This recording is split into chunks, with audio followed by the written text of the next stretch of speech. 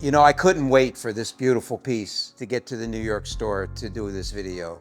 This thing was just refinished here in Scranton, Pennsylvania at our shop, and it is so nice. This is a 16 drawer chestnut school cabinet. Look at this beautiful piece. The pulls are all solid wood. You got 16 various size drawers.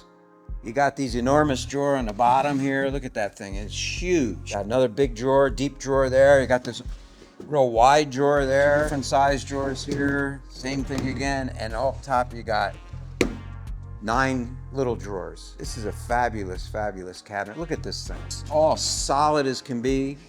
4 recessed panels on the side there. And look at the back of this, people. Look at the back of this piece. Solid B-board, the whole back. This is all original. It's got the baseboard, runs all around it.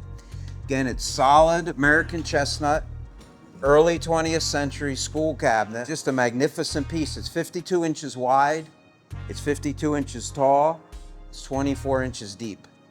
This is just a spectacular piece, refinished and ready to go right in your home. And this right now is in our warehouse in Scranton, Pennsylvania. Don't forget to check out our social media platforms and our website.